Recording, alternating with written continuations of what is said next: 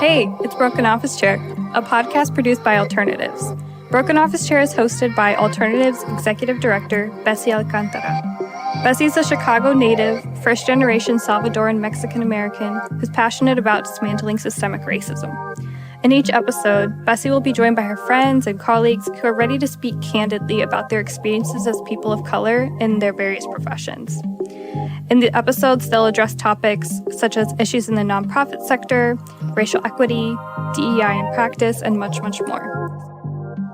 Hello, we are here with Broken Office Chair today. We are doing things a little bit different today. I am on the hot seat. Maha interviewing me. Maha is the Chief Program Officer for ICOI. And basically what happened is we went to go grab drinks at Soho.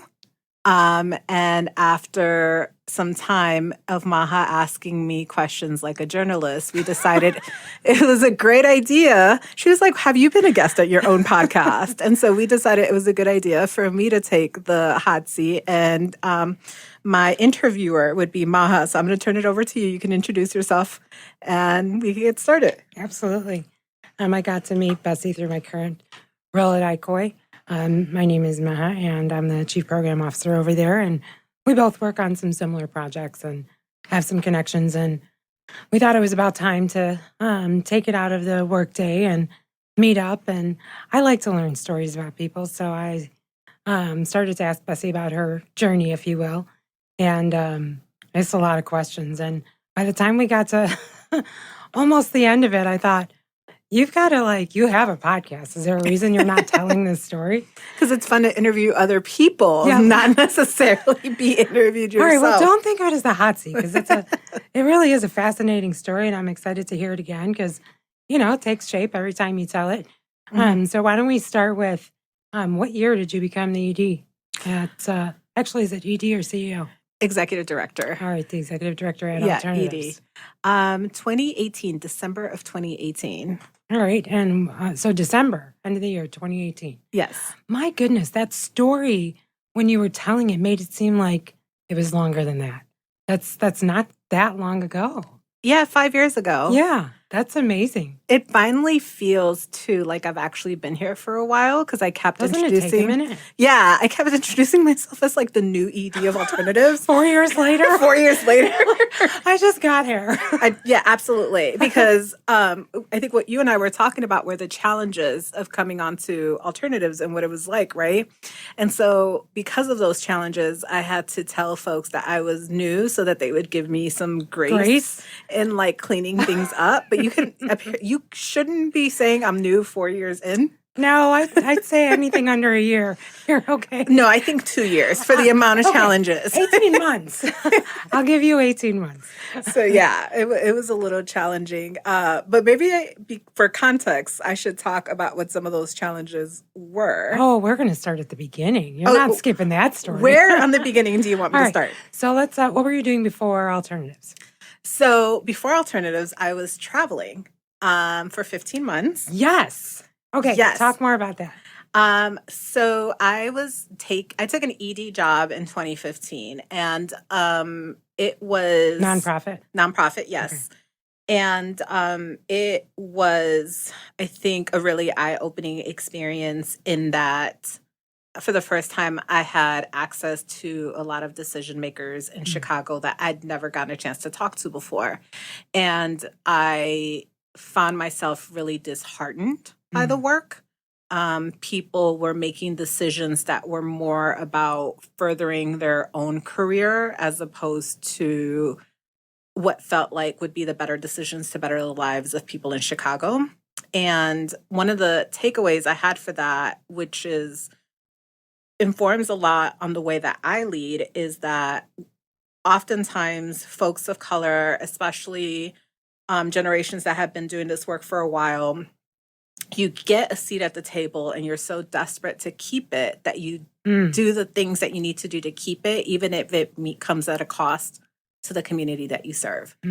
And so that, in combination with the fact that I was traveling more and more and more, I was like, I really believe that in order to do this kind of work, you have to have hope and seeing the way decisions were made kind of like killed that hope for me. There's another podcast in which I talk about like heartbreak and nonprofit. And so I wanted to take a break. Thing. It's a very real thing because we come into this work so idealistic, right?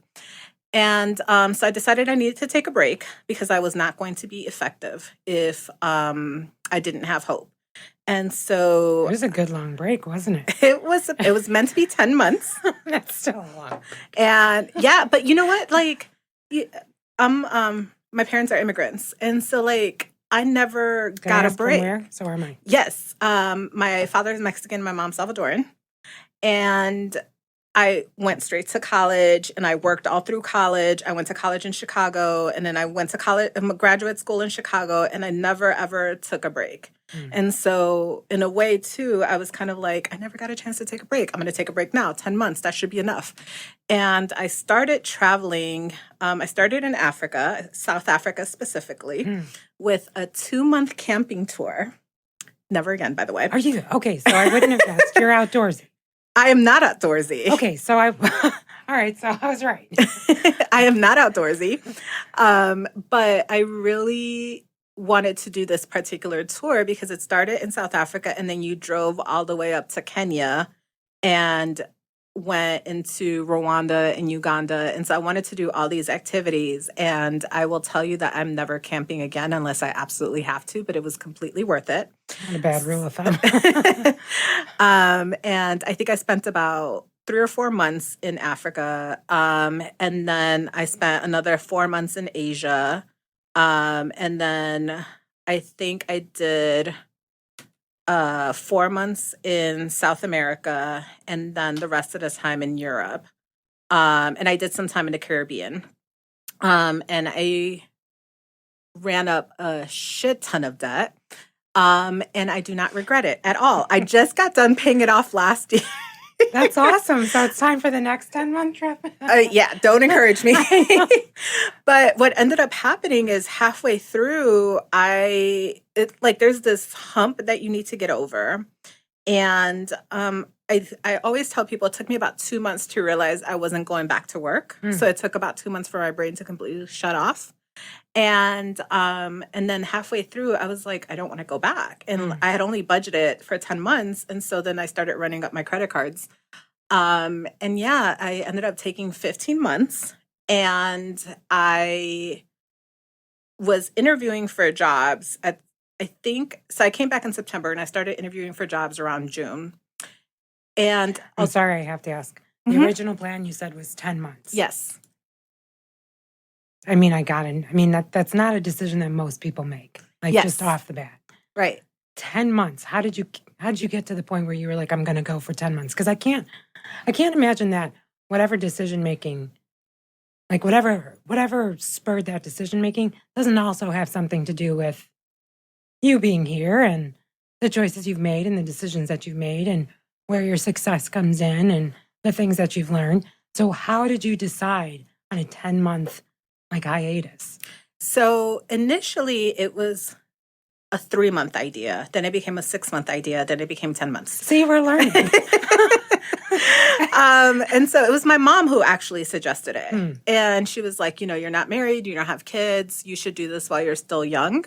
And I was like, well, what about my condo? And she was like, rent it. And I'm like, what about my car? She was like, sell it. And then I was like, what about all my stuff? And she's like, oh my God, Bessie. Because I had $2,000 in my bank account at that point. I was just saying I love to spend. And I was like, I don't have any money to do this. And she was like, oh, Bessie, all I'm hearing is excuses. And she was like, if this is something you really wanted to do, you would just go ahead and do it. You would figure it out. And initially I was mapping out the first half of a trip with a friend, and that's how it was 6 months. That's how it became 6 months. And then she bailed out, and I started mapping out the trip by myself, and I just kept adding places. And that's how it became 10 months. And like I said, halfway through, it became 15 months. So would your decision have been different if your mother wasn't as supportive as she was? I don't think I would have ever even thought of it, honestly. It's really scary especially I think if you are raised in an immigrant family, you are raised, whether intentionally or unintentionally, with the purpose of advancing your family. Like you're here, your family immigrated for you to have a better life. And so everything you do is about making their immigration and their sacrifice worth it. And I had gotten to a very specific place in my career. I had bought my place, all of these different things. So I was doing the right thing, in quotations, what my family always wanted me to do. And it never occurred to me to deviate from that path. And I don't think I ever would have if my mother had not brought it up. Because I think, in a way, I would have needed permission from her, even though I was an adult, because that's the person who sacrificed everything for me to be in the spot that I am today. Unbelievable. So, yeah. Okay, so it started as 3. It started as 3, you made it 10, and it ended up being 50. Yes. It's a lot of insight. It's good to know. So during that time, you said you were applying for other jobs. Yes. So my intention was not, so my background is in youth development work, and specifically mostly on the west side of Chicago. And I really wanted to get out of that type of work. And somebody sent me this job while I was traveling, and they're like, hey, alternatives. I'd never heard of alternatives. And they were like, this is organizations looking for an ED. I think you'd be really good for this. And so I applied, but it was supposed to be my backup to something else that I wanted to pursue, right? And I got home much later than I initially anticipated, obviously. And I'm never going to forget, I had $28 in my bank account. And I had all of this credit card debt, and a friend was letting me crash on her spare bedroom for free. I had a 3-month limit to find a job. And alternatives moved pretty quickly on me. So they were the first job to offer me a position, and I didn't want to take it. Why were they your backup, and why didn't you want to take it? I did not want to continue to do youth services in Chicago. And by the final interview process, final step in the interview, I was a little intrigued only because of the RJ work that this organization does, and because I interviewed in a very non-conventional manner. I wasn't interested in the position, so I showed up late to one of my interviews. I don't encourage that, but I did. And if you know me, you know that I'm just late in life in general, period. I talked a lot about work-life balance. I cursed through my interview. My final presentation, they asked me to put together my vision for the organization. I had 20 minutes to present to the board, and I spent the first 10 minutes talking about all of the things I cared about, like travel and my family and my pets, and I had pictures. And then I had 10 minutes to power. In your presentation? Yes, in my presentation to the board, because whoever hires me needs to know that I have priorities outside of work. This is my pet. Yes. Yes. Here's a picture of me with seals in Galapagos. I'm pretty sure that was on my PowerPoint. It's amazing. And because I never wanted to be in a situation again where a job expected me to put everything into them, and that just wasn't going to be my story. So I wanted them to be very clear. I'm so sorry. Can we pause for a second? Yeah. Because that's something that I kind of want to hang on. Part of the reason that I thought it was important that you tell your story is because we need people to create a path. We need people who have created a path to tell how it was done, whether it's formally or informally, so that someone else who resonates with the way you make decisions and the circumstances that brought you to the place that you are, know how to get to maybe the same place that you are if that's their aspiration. I think we skipped something important during your travels. I'm curious to know, how did your decision making, your mentality, your perspective, your lens, the way you made choices, I guess that's the same thing as decision making. How did that change, and did you know at the time?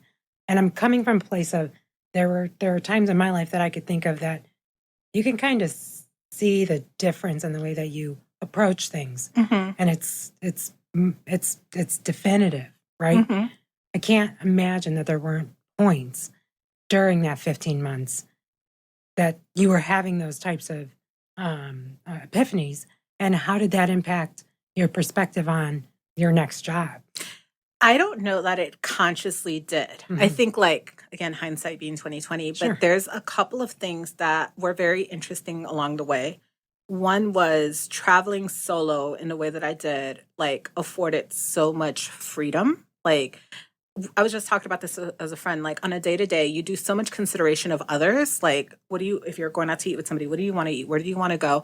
If you're getting ready and somebody else lives in your house, do you need the bathroom first? Do I need you just don't even think about it. And so when you're solo, you wake up when you want to, you go eat when you want to, you do whatever you want to. Like, it's just complete freedom. And I think I became terrified of my freedom being taken away from me. And I think that became really important, hence interviewing the way that I did. But I think another thing that was really interesting when I was traveling is I was meeting folks from all over the world. And I never talked to folks about what they did for a living. And so it became just got goosebumps. I can't imagine when you meet somebody in the US, so you're Maha, what do you do? Right. And then people, they don't say, I knit, I take care of my kids. Right. I'm a director. I work in marketing. Like, people lead with a lot of our identity is tied to work. And then I get to meet people and I get to talk to folks about things that have nothing to do with work. To this day, I made a really good friend who's British and I have no fucking clue what she does for a living. To this day, and we still talk. And so I made these lifelong friends, and it was a foundation of who you are, what you enjoy, what you care about. And that also exploring this idea that profession does not define who you are as a person, right, was, I think, an unintentional thing that happened that I didn't intend to do. And so I come back and work life becomes very important to me. But I think the other piece that was very defining is I got to visit in all of my travels. I always talk about this. I've gotten to see the museum that described the apartheid in South Africa. I went to the killing fields in Cambodia. I went to where one of the massacres happened in Rwanda during their genocide. And I went to Myanmar that has an active genocide right now. In the past, I've been to Palestine. I've been to concentration camps in Germany. I've been to the Vietnam Museum. There's still people in Vietnam who are completely deformed because of the orange gas the U.S. dropped. And so one of the things that I think really got drilled into me in my travels is like how intertwined everybody's life is globally. Like, it was through traveling that I learned that the U.S. Funded the apartheid in South Africa, and our pulling of funding and boycotting is people boycotting different places that were funding the South Africa was really instrumental to getting rid of that apartheid, right? And seeing how other places categorized race is just like such a learning opportunity, and understanding how we're all intertwined really made me want to do work that was more about just direct service and really recognizing how everybody's experience in life counts, and not just those of us who are close to home, but your dollars have impact to what's happening across the world. And I think that was another lesson. And if we tie it back to what I'm doing today, Alternatives is really involved in social justice. Right. And it's a very values-based decision, but it is a thing that I fundamentally just care about deeply. Yeah. I don't even remember your original question. I got on my soapbox. No, not at all. I was talking about your perspective and travel. Oh, yes, how it changed. Yeah, and how it changed and how it directly related to you, to the way that you approached these job interviews. Would you say, from my perspective, from where I'm sitting, I'd say it took a little bit of courage. I'd have to summon up the courage to know that I was intentionally walking into an interview and really owning where I'm at and not compromising on what's most important to me. Like where I'm sitting right now, it feels like I would really have to summon up some courage. Was that the perspective? If you can. I don't think it was the perspective. I think somewhere along the way, it became my default. And so prior to me traveling, my mom's a very anxious person, and I've always been scared of water. I was scared of heights. Once upon a time, there were foods I wouldn't touch. I was this very fearful person. And I start traveling, and I start doing things like jumping off a bridge, Jumping off a boat into the ocean, swimming with sharks, skydiving, parasailing, hang gliding. So I start doing all of these things that I used to be terrified of.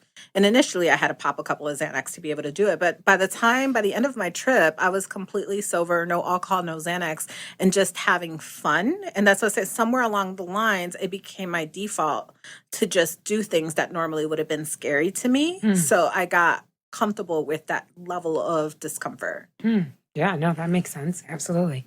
All right, fast forward back to first interview. You're talking about your pets and your travel when you should be telling them about your 15-month strategic plan. Right. I wonder how my board would respond to this question, thinking back. We should bring one of them on. I'm inquiring minds. Just saying. Yeah. So you're there, you're giving your pitch, and from where I'm sitting now, this isn't something that you're kind of fearful, but you're just laying out your expectation. Right. You in the moment you know what you want, and you're not afraid to demand it or to ask for it. Right. All right. So tell me more about the ask. So like I said, I at the time couldn't really care less if I got the job or not. And I ended up getting the job. And I really appreciate my board chair at the time because he texted me that night. And I was waiting for another job. There was an organization that had been recruiting me, and I've always wanted to work for this organization.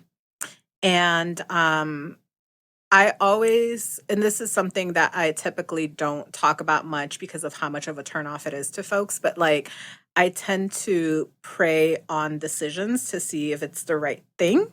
Yeah. And one of my things is always like, if it's not meant for me, please remove it. And this job had been actively recruiting me. And all of a sudden they stopped calling me back. So I wanted to wait for them. And you got to love my mom, because I called her and I told her I got the job offer. And I told her I was waiting for this other job. And she told me to take this one. And I was like, well, I don't want this one. I want the alternatives. I want the other one. And she was like, you have no money to be making decisions like this. And if you don't take this job, I'm going to stop helping you out. And because she was like, you're too broke to like, I don't come from money. So she's like, you're too broke to turn down work. Right. And I was absolutely pissed. And she's right. Because I am a grown ass woman being like, Mom, can I have money for lunch? And so I took the job because my mom was like, no, so my mother made me take the job. Right. So this is 5 years ago. So I'm 36 years old. And my mom still tells me what to do. So I took the job.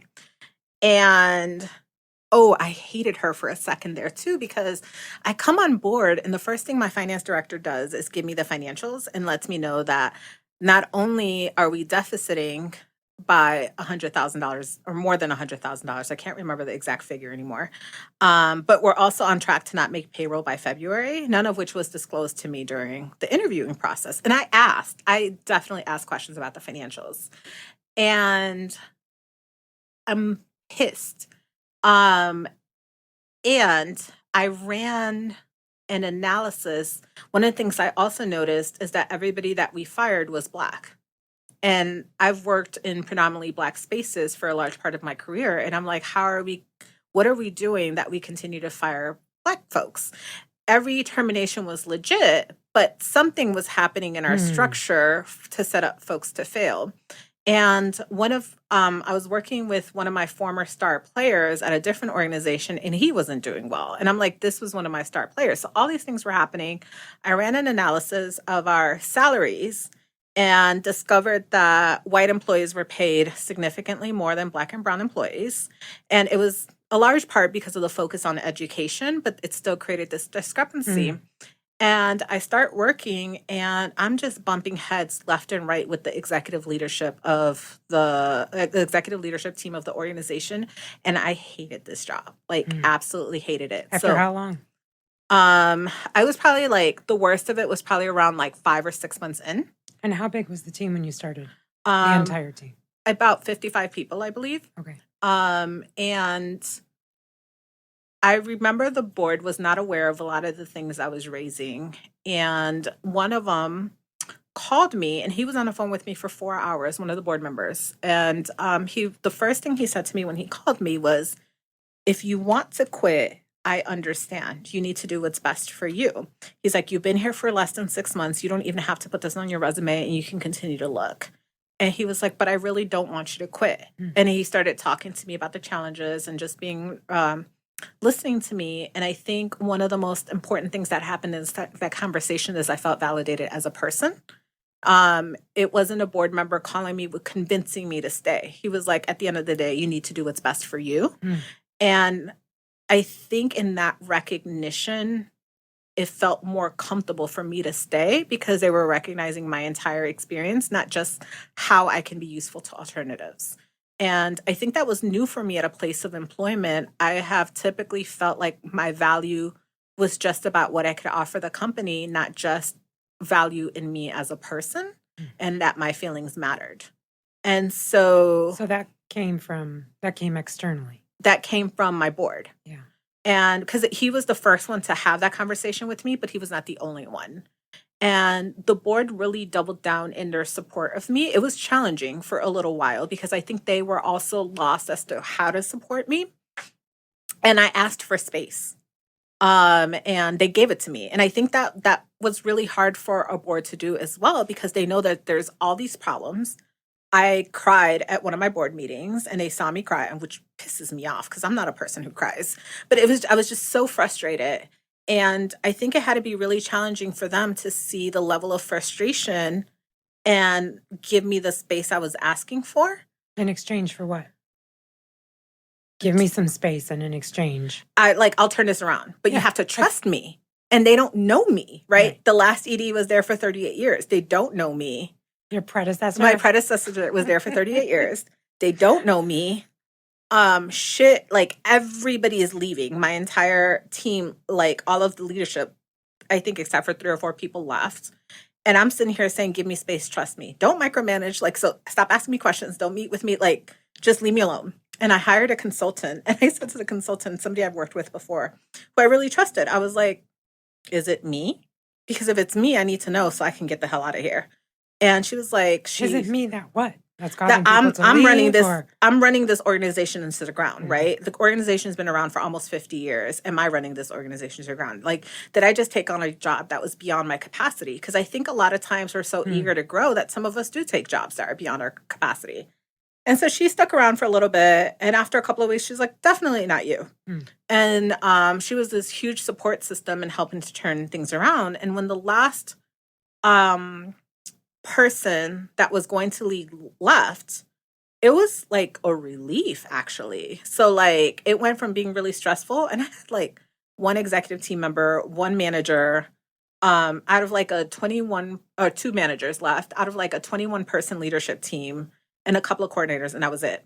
And so my entire development team quit. Yeah, it was bad. And and it had not yet been a year.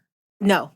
This was all within the first 9 months. Okay. And so instead of getting really stressed out, I was like, cool, opportunity. Now we can turn things around because there's nobody blocking process anymore, right? And we started to work on that. And I hired my first, and this is always really funny. So that was September, October of 2019 when everybody had left. And so I can start working on hiring my team that's going to support the vision I have for the organization that I presented for 10 minutes at the board meeting. And I hired the first person, my development director. She started January 2020. And then I hired my second director, behavioral health, who started March 2020. And then we all know what happened in 2020. And I went from crisis managing an organization that had no employees to now we hired people because they hired people. And now we have a pandemic and everybody's fearful for their job. So now we have to pivot and do crisis management through a pandemic that nobody has a rule book for. Nobody knows what to do. Nobody knows what's coming. And everybody's really stressed out and elevated. And here we go. And if I'm doing the math correctly, by March of 2020, you were there for 1 year and 3 months. Yes. And you didn't think this story was worth telling. I feel like the more I talk about this, it always just makes me want to go into early retirement. Seriously. And we only have 10 more minutes, Maha. Oh my gosh, you got a lot of years to cover. Come on now. All right. No, we're good. We're good. We'll make it a good 10 minutes. Mm-hmm. Okay, I really enjoyed hearing about the building part of it. I think there are so many sections of what you've told already that really could be its own podcast, its own story. But I love that idea that you came in, the numbers were there and then they were not. And now you're in a pandemic. And can you talk to me about the rebuilding? Like, what did that look like? Where were you? And less about the stuff and more about your perspective and the things that you had to overcome, barriers. I'm really okay. I know. Said 10 minutes. I actually really enjoyed the rebuilding portion of things. I can see it in your face, actually, even just from the way that you're telling the story. I promoted somebody internally. She was my RJ manager. She became my RJ director. She was really a huge partner in the work as well. For those who are listening that don't know what RJ is. Restorative justice. Okay. It was the first time we had a restorative justice director. And so I had my, Bob was still on my finance. I had Jessica, who was my BH director, behavioral health, and Monica is my development director, and Anna is my RJ director. And I think we just grew really close working on these projects super collaboratively. And I think in the rebuilding, the first thing that happened is we had to have these really difficult conversations around values. And like what was going to inform the decision making going forward, right? Because sometimes the decisions that you make are not the best, quote unquote, business decisions. Like one of the first things that we did is institute a minimum wage. And at that time, it was $40K, which was significantly higher than the field, right? And today it's $53,000. And your floor salary is my floor salary is $53,000 today. And whatchamacallit, and so like really getting on point, because your finance director may not agree with that. Or like when we got rid of credential, like paying for credentials, your MSWs may not agree with that, right? And so like we had these 5-6 hour conversations that talked about values and what was why were we making certain decisions and tearing them apart and really challenging the things that we've always done. And I think it was so much fun to have these conversations in a way that I've never been able to have for the first time. And I learned a lot because these are not standard business practices. And so I think that is the foundation of who we are today, has a lot to do with the values of the folks that came on board during that transition period. And just like hiring really good people, because it's not a thing that I got to do by myself. And I get a lot of credit. That's the fun part of being the ED, right? But like all of my decisions are made super collaboratively, and my team can block a decision at any point. Like I can't just be like, I'm the ED, we're going to do as I say. Like they would have an uproar around it. So I think that was the foundational, really trusting the folks that I work with. But in order to trust them, I had to believe that they cared about the same things I cared about. Wow, that's inspiring. And I mean, that's a culture that you build. And it has to be steeped in being really intentional. So talk a little bit about your team and what you appreciate about them. Oh, we can't do that because then we're going to have it recorded and they're going to be able to use it. And like words of affirmation are not my thing. And, you know, you have to keep them a little scared for them to work hard. Whatever. No one's buying it. But sure, we'll go with it. No, they're great. They're awesome. They are folks that really care about the work, I think, first and foremost. And so we've had disagreements and stuff over the years, and it's never turned into anything huge because I think underneath every argument that we have had, it's about getting to the solution of how to be of service to our population. And I think that's really important. I think that another thing I did a good job, if I'm going to pat myself on the back, is hiring folks that are experts at their thing. And so like me having to trust that they're experts at their thing, which sometimes is really hard. I am a Virgo. I am a control freak. But like my folks are experts at their thing. And sometimes I don't see it, but I have to let them play things out. And they've taken this organization, going back to that 10-minute interview of what my vision was, they took the organization to what my 5-year vision was in like 3 years. Because they're just motivated and driven and good and like smart and just like they're just better. How exciting. Yeah. I'm like sitting here trying to come up with a new vision. I was like, what do we do next? Because they just like, they killed it, right? I was just going to ask. And it's been a challenge because like keeping folks like that motivated. And I feel like when I first came into the field, people were really about like making themselves indispensable. But like, this is, I think, what happens when you hire folks that are better than you at different things. Yeah. And I think the older school generation is scared of that. The whole purpose that I think I really wanted to, or that I was encouraging you, I certainly wasn't suggesting myself, but that I was encouraging you to somehow get this story out there is so that if someone else is listening or someone is listening that knows somebody who's doing something similar that you've done, what would you say to them? And if you could frame that question, thinking about the things that maybe were obstacles that you identified as obstacles, maybe, no matter how much credence you gave to them, what advice would you give them? So interestingly enough, one of the things I've talked a lot about is that my biggest barrier to being able to deliver a lot of times was actually my staff. And I think that a lot of times we don't give, and I get it, but we don't give leaders running room. We don't give grace.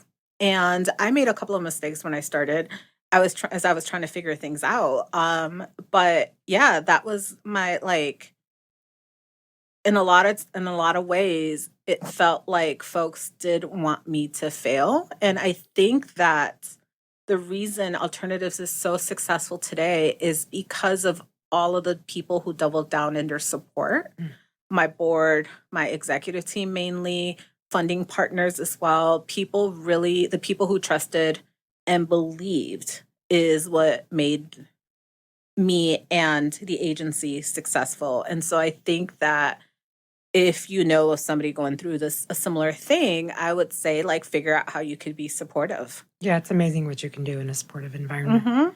Because I think people get really caught up in the power of this position and the pay and things like that, but it is a very isolating position.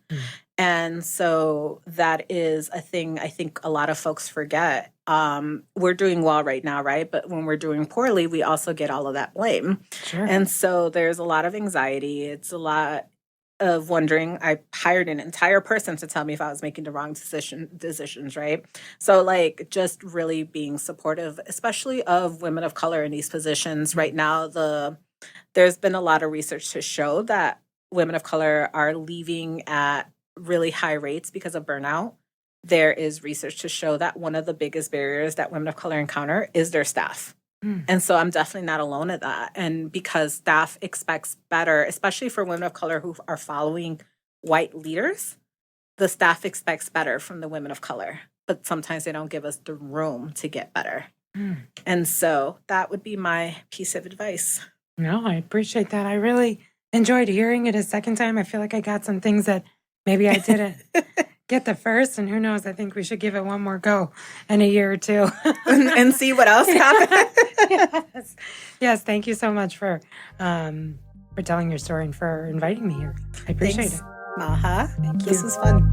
Keep up with everything going on at Alternatives or to donate, you can visit us at our website, alternativesyouth.org. You can also follow us at Alternatives Inc. on Instagram or at Alternatives Youth on Facebook. If you want to keep up with Bessie, you can follow her on Instagram and TikTok at Bessie_Alcantara. Thanks for listening.